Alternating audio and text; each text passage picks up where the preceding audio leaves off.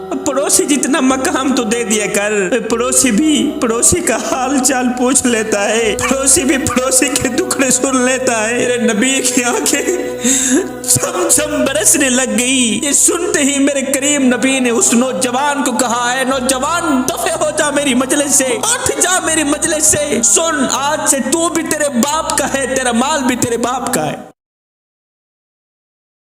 मेरे करीम नबी ने फरमाया, जिसने सुबह सुबह अपनी माँ बाप की जियारत की, उठने के फौरन बाद जिसने सुबह सुबह अपने माँ बाप का चेहरा देखा, अभी बातचीत नहीं की, अभी गुफ्तगू नहीं की, अभी खिदमत नहीं की, अभी उनसे उनका हाल चाल नहीं पूछा, सिर्फ जियारत की, फरमाया सुबह से लेकर शाम तक इस शख्स के लिए जन्नत के 2 दरवाजे खोल दिए जाते।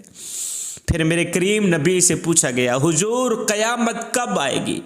मेरे करीम नबी ने पहले ये नहीं फरमाया कि जब कुफ्र ज़्यादा हो जाएगा, ये नहीं फरमाया जब जिना आम हो जाएगा, ये नहीं फरमाया जब शराबें आम हो जाएंगी।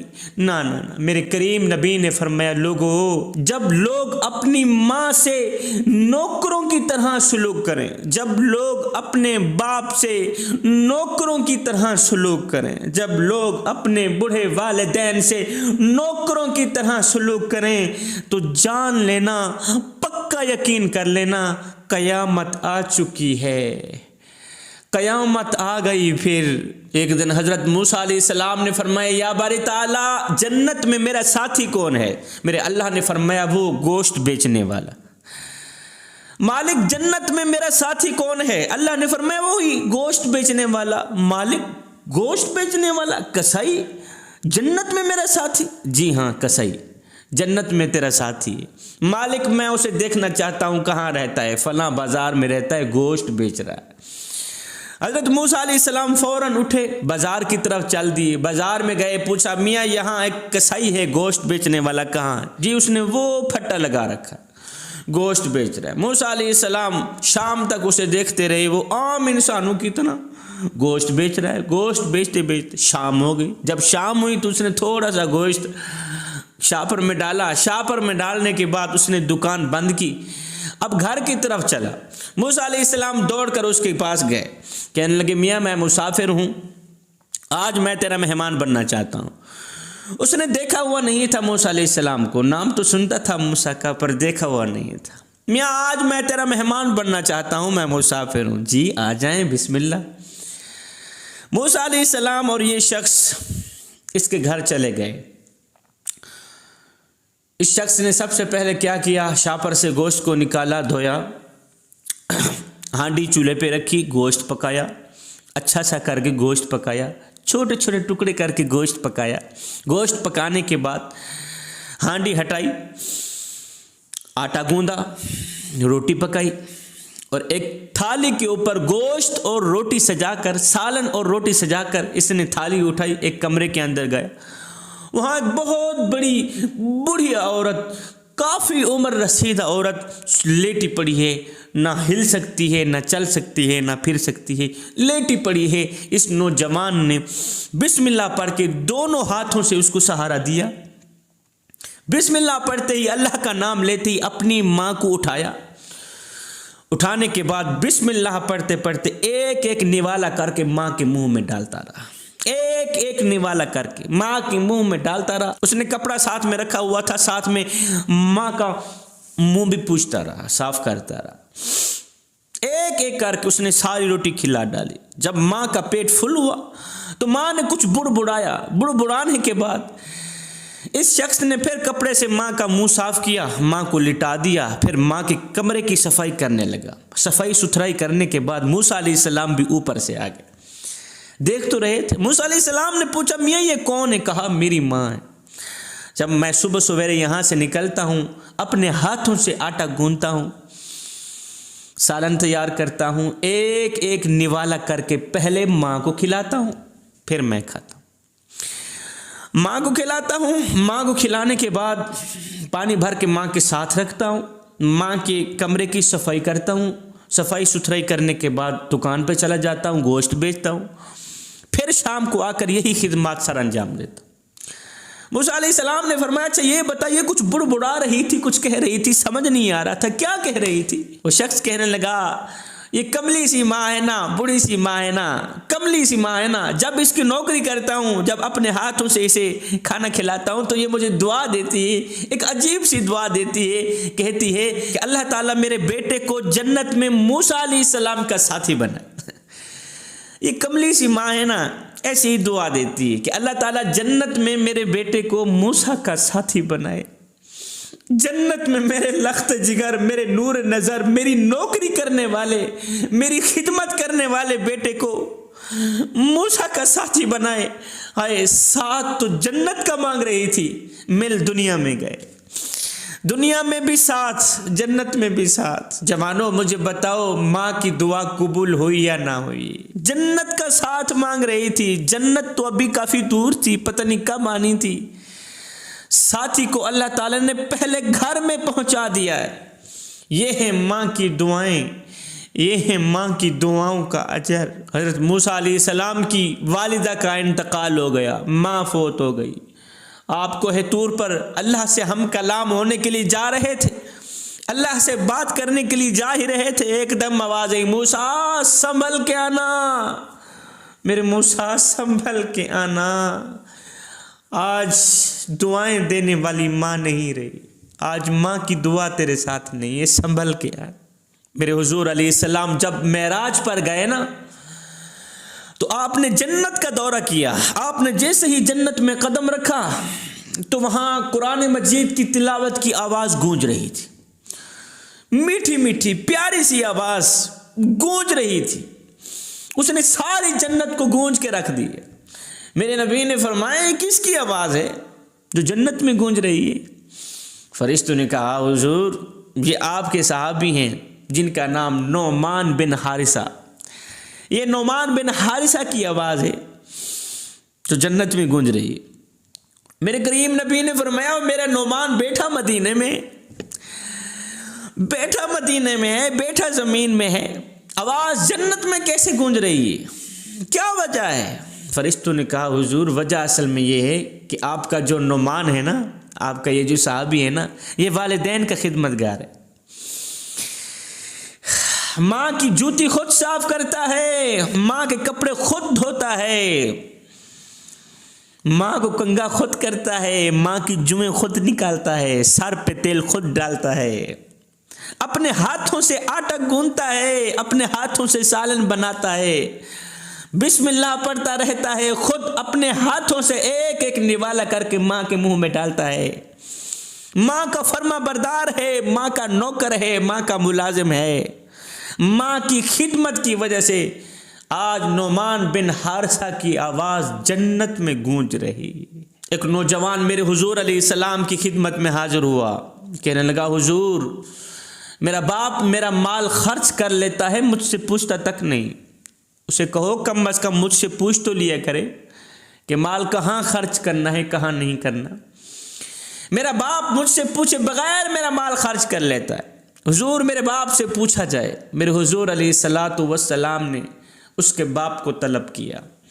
उसके बाप को जब पता चला कि मेरा मुकद्दमा हुजूर की अदालत में पेश हो गया है, मेरे बेटे ने मेरी शिकायत लगा दी है, तो शिकायत का सुनकर इस बाप ने दिल ही दिल में कुछ अशार पढ़े,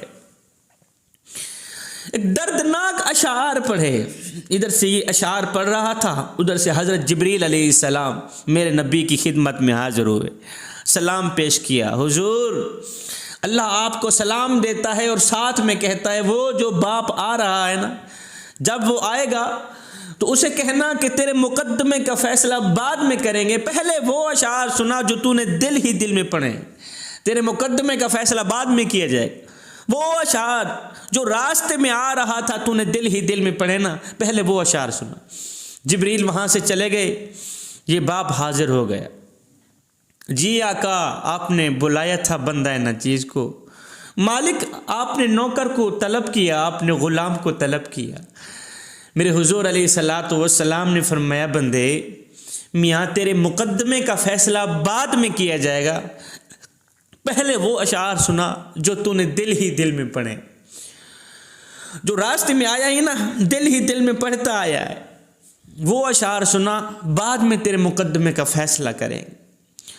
अब वो अशार इतने दर्दनाक थे, वो अशार सुनते भी रहे मेरे करीम नबी, छम छम रोते भी रहे। नबी की आंखें छम छम बरसती रही, रोते रहे, तड़पते रहे। उन अशार का तर्जमा कुछ यूं था, कहा, अय मेरे बेटे, जब तू पैदा हुआ था मैंने अपनी जात के लिए जीना छोड़ दिया।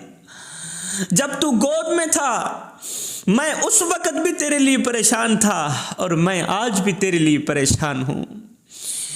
तेरी एक मुस्कुराहट देखने के लिए हम सारी सारी रात तड़पते रहते थे, तुझे सुलाते थे, खुद जागते थे।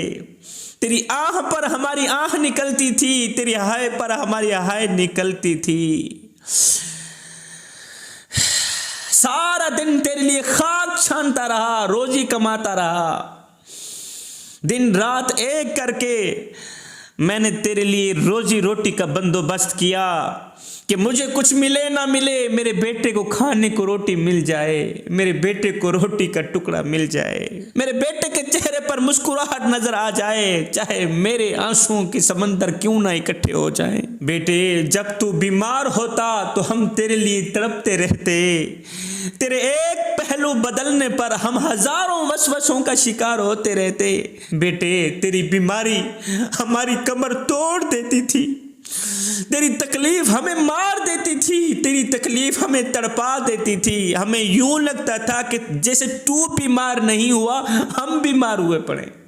हमें यूं लगता था तू तकलीफ में नहीं है, हम तकलीफ में। तेरी तकलीफों को हम अपनी तकलीफें समझते रहे, तेरे दर्दों को हम अपने दर्द समझते रहे। सारी सारी रात तेरे सराहने पे बैठ के रोते रहते थे कि कहीं हमारा बेटा मर भी न जाए। हमें हर पल यही खतरा रहता था कि कहीं हमारे बच्चे की जान भी न चली जाए।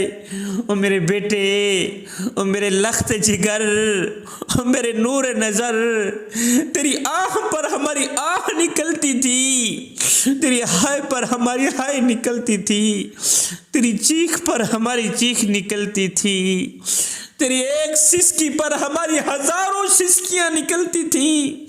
बेटा, हमने तो तुझे इस तरह परवान चढ़ाया है। मैं जवान था, तू बच्चा था, मैं अपनी रगों से खून निकालता रहा, तेरी रगों में डालता रहा, अपने मुंह से निवाला निकालता रहा, तेरे मुंह में डालता रहा, यहां तक कि खुद कमजोर हो बैठा, तुझे ताकतवर बना दिया। खुद बूढ़ा हो बैठा, तुझे जवान कर दिया। तू जवान होता गया, तेरे में जवानी रंग भरती गई, मुझसे बुढ़ापा रंग छीनता गया, मुझसे बुढ़ापा जवानी को छीनता गया। तू जवान हो गया, मैं बूढ़ा हो गया। मेरी टांगें कांपने लगी, तेरी टांगें मजबूत हो गई। आए, मेरे हाथ कांपने लगे, तेरे हाथ मजबूत हो गए। मैं कमजोर हो गया, जवानी ने तुझे साथ दे दिया, ताकत ने तुझे साथ दे दिया। बेटे, मैं सोचता था कि जिस तरह मैं आज अपने मुंह से निवाला निकाल कर बेटे के मुंह में डालता हूं, एक वक्त आएगा मेरा बेटा अपने मुंह से निवाला निकाल कर मैं बूढ़े बाप के मुंह में डालेगा। बेटा, मैं सोचता था जिस तरह आज मैं तेरी लंबी जिंदगी के लिए दुआएं मांगता हूं दिन रात, एक वक्त आएगा मेरा बेटा भी मेरी उम्र के लिए दुआएं मांगेगा। मैं सोचता था जिस तरह मैं बेटे के लिए तड़पता हूं, एक वक्त आएगा मेरा बेटा मेरे लिए तड़पेगा। मैं सोचता था जिस तरह आज मैं अपने बेटे का नौकर बना हुआ हूं, मुलाजिम बना हुआ हूं, एक वक्त आएगा मेरा बेटा मेरा नौकर बनेगा। मैं सोचता था जिस तरह मैं आज अपने नन्हे से बेटे की उंगल पकड़ के चलता हूँ, उसको सहारा देता हूँ, एक वक्त आएगा यही बेटा मेरी उंगल पकड़ के मुझे सहारा देगा। दिन रात तेरी लंबी उम्र के लिए दुआएं मांगता था कि कभी तो ये मेरा सहारा बनेगा, कभी तो ये मेरा सहारा बनेगा। मैं दिन रात तेरे लिए दुआएं मांगता था कि कभी तो ये मेरा सहारा बनेगा। है बेटे, एकदम तू मुझे घूर से देखने लगा, तेरी आंखें माथे पे चढ़ गई। मैं सोचता था कि जैसे मैंने तुझे पाला है एक दिन आएगा तू मुझे पालेगा, मगर बेटे तेरा लहजा बदल गया, तेरी सोच बदल गई, तेरे तेवर बदल गए, तेरी आवाज बदल गई, तू तलख लहजे में बात करता है। तो एकदम मुझे घूर के देखने लगा, तेरी आंखें माथे पे चढ़ गई और तू मुझे यूं समझने लगा जैसे मैं तेरा नौकर हूं। तो मुझे यूं समझने लगा जैसे कि मैं तेरा ज़र खरीदा गुलाम हूं। बेटे जब मैंने सुना कि मैं अब भी तेरा नौकर हूं तो मैंने 27 साल जिंदगी को झुटला दिया, 27 साल उस जवानी को झुटला दिया, 27 साल अपनी मेहनत को, अपनी कुर्बानियों को झुटला दिया। हाँ, मैं तेरा नौकर हूं, तू मेरा आका। मैं नौकर, तू मालिक, मैं गुलाम, तू सरदार। मैं नौकर, मैं तेरा ज़र खरीदा गुलाम, तू मेरा मालिक, तू मेरा आका, तू मेरा सरदार। जा बेटे, तू खुश रहे। तू छोटा था, मैं तेरा नौकर था, आज बड़ा हो गया है, फिर भी नौकर बन भी जाऊंगा। कौन सी मेरी शान गिर जाएगी, कौन सी मेरी इज्जत पे दाग लग जाएगा। तू बच्चा था तो मैं तेरा नौकर ही तो था, मैं तेरा गुलाम ही तो था। आज तू जवान है तो मेरा बेटा। आज भी अगर मैं तेरा ज़र खरीदा गुलाम बन भी जाऊंगा तो कौन से मेरे मकाम पे धब्बा लग जाएगा, कौन से मेरी शान पे धब्बा लग जाएगा। बेटे ये तू भूल गया कि मैंने तुझे किस तरह पाला, मैंने तुझे किस तरह जवान किया, दिन रात एक करके कमाता रहा। गर्मी के मौसम में तत्ती रेत पे सारा दिन खाक छानता रहा कि मुझे कुछ मिले ना मिले, मेरे बेटे को रोटी का टुकड़ा मिल जाए। खुद प्यासा रहा, तुझे पिलाता रहा, खुद भूखा रहा, तुझे खिलाता रहा। क्या तू मेरी उन कुर्बानियों को भूल गया, उन मेरी मेहनतों को भूल गया, उन मेरे एहसानात को भूल गया, उन मेरे जज्बात को भूल गया। चल बेटे, आज मैंने अपनी खुशियों को दफन कर दिया अपने सीने में, अपनी 27 साल जिंदगी को दफन कर दिया अपने सीने में और सीने को कब्रिस्तान बना डाला। लेकिन बेटे आज तो मेरे साथ वो कर रहा है जो कि इतना आका भी अपने गुलाम के साथ नहीं करता। आज तो मेरे साथ वो सलूक कर रहा है जो कि इतना आका भी अपने ज़र खरीदे गुलाम से नहीं करता।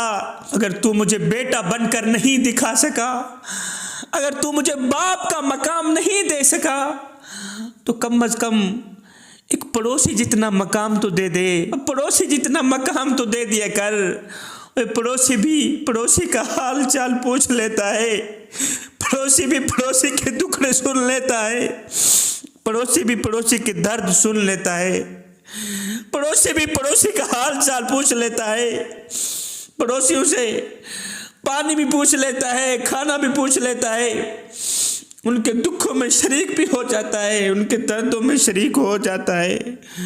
चल मुझे बाप जैसा मकाम नहीं दे सका तो पड़ोसियों जितना मकाम तो दे दिया कर मेरे बेटे।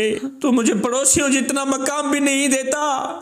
और बेटे क्या आज मैं इतना गिर गया हूँ, इतना घटिया हो गया हूँ कि तू मुझे पड़ोसी जितना मकाम भी नहीं दे सकता। आए मेरे नबी की आंखें छम छम बरसने लग गई। मेरे नबी ये दर्दनाक अशार भी सुनते रहे, आंखें खून के आंसू बहाती रही। ये सुनते ही मेरे करीम नबी ने उस नौजवान को कहा, है नौजवान दफे हो जा मेरी मजलिस से, उठ जा मेरी मजलिस से। सुन आज से तू भी तेरे बाप का है, तेरा माल भी तेरे बाप का है, तू भी तेरे बाप का, तेरा सारा माल तेरे बाप का। तेरा बाप जहां चाहे अपनी मर्जी से इस्तेमाल कर सकता है। जवानों तुम दोस्तों को तो अच्छी तरह मिलते हो, बाप को देखकर मुंह फेर क्यों लेते हो। हजरत सैयदना अली जुल मुर्तज़ा शेर खुदा करमल्लाहु वजहुल करीम ने फरमाया, जिंदगी में वक़्त निकाल कर अपने बूढ़े वालिदैन के साथ बैठ जाया करो, जिंदगी में वक़्त निकाल कर, कीमती वक़्त निकाल कर बूढ़े वालिदैन के साथ बैठ के इनसे इनका हाल चाल पूछ लिया करो। यही वालिदैन के साथ गुजरा वक़्त क़यामत के दिन तुम्हारी बख्शिश का ज़रिया बनेगा। वालिदैन के साथ गुजरा वक़्त, वालिदैन के साथ गुजरे लम्हे क़यामत के दिन बाइसे निजात बनेंगे। जवानों, खुदारा जिंदगी में दो लोगों का खास खास ख्याल रखना, जिंदगी में दो लोगों का बहुत ज्यादा ख्याल रखना। एक वो जिसने तुम्हारी जीत के लिए अपना सब कुछ हारा, यानी तुम्हारा बाप। दूसरी वो जिसकी दुआओं के सदके तुमने सब कुछ जीता, यानी तुम्हारी माँ। हजरत शेख सादी अलैहि रहमा कहते हैं, मैं ईद की नमाज पढ़ने बाप की उंगल पकड़ के ईदगाह को जा रहा था, तो आगे बच्चों के हुजूम में मैंने बाप की उंगल छोड़ दी। बच्चे खेल रहे थे, मैं भी बच्चा था, मैंने बाप की उंगल छोड़ दी, खेल कूद में मस्त हो गया। बाप मेरा आगे चला गया, काफ़ी रश था, लोगों का हुजूम था, मैं खेल कूद में मस्त हो गया। थोड़ी देर के बाद जब खेल से फारिग हो गया, खेल ने मुझे मेरे बाप से जुदा कर दिया। थोड़ी देर के बाद जब खेल से फारिग हुआ तो मैंने देखा मेरा बाप कहाँ है। उधर दौड़ता हूँ, उधर दौड़ता हूँ, मेरा बाप कहाँ है? हाय, मैं बाप से जुदा हो गया, हाय मैं मारा गया, मेरा बाप कहाँ है? मैं बाप से अलग हो गया, मेरा बाप कहाँ है? मेरा बाप कहाँ है? चीख रहा था, रो रहा था, उससे पूछता मेरा बाप कहाँ है, उससे पूछता मेरा बाप कहाँ है। चीखो पुकार थी, एकदम मेरे बाप भी मुझे तलाश करते करते आ निकले। मेरे बाप ने जब मुझे देखा तो कहा, ओ नादान, ओ सादी, मैंने तुझे कहा नहीं था मेरी उंगल नहीं छोड़नी, और तुझे कहा नहीं था मेरी उंगल पकड़ के रहनी है, उंगल नहीं छोड़नी। और तुझे पता नहीं है, जो बाप की उंगल छोड़ता है वो अकेला ही रह जाता है। बेटे, जो बाप की उंगल छोड़ता है ना, वो तन्हा रह जाता है, वो अकेला रह जाता है। जवानों, मुझे अपने अपने हाथ तो दिखा दो, किस किस के हाथ में बाप की उंगल है। जिन जिन के हाथ में बाप की उंगल है वो हाथ कयामत तक सलामत रहे। जिनके हाथ में बाप की उंगल नहीं है तो वो सुन लें, बाजार में हर चीज मिल जाती है, नहीं मिलता तो बाप जैसा सहारा नहीं मिलता, नहीं मिलता तो बाप जैसा प्यार नहीं मिलता। जवानों, खुदारा, अगर अपने बूढ़े बाप की चिट्टी दाढ़ी का हया नहीं कर सकते तो ना करना। खुदारा, अपने बूढ़े बाप को दुख भी ना देना, उसकी इज्जत नहीं कर सकते तो ना करना, उसे जलील भी ना करना, उसे बेइज्जत भी ना करना, उसे रुसवा भी ना करना, उसे तंग भी ना करना। आज किस किस का रोना रोया जाए। आज तो मेरी कौम का नौजवान अपने बूढ़े बाप को कहता है, ओए चिट्टी दाढ़ी वाले, ओ बुढ़े, तूने हमारे लिए क्या कुछ इकट्ठा किया, कौन से मुरब्बे बनाए, कौन सी जायदादें बनाई। वो खुदा बख्श मरा था, औलाद के लिए मुरब्बे छोड़ के गया है, जायदादें छोड़ के गया है, जमीनें छोड़ के गया, ये छोड़ के गया, वो छोड़ के गया, और मुझे बता तो सही, तूने हमारे लिए क्या कुछ छोड़ा। मैं कहता हूँ, ओ नादान, ओ बदबख्त नौजवान, ओ बदबख्त इंसान, सुन, तेरे बूढ़े बाप ने गुर्बत में आके अपने मुंह से निवाला निकाल कर तेरे मुंह में डाला, अपनी रगों से खून निकाल कर तेरी रगों में डाला।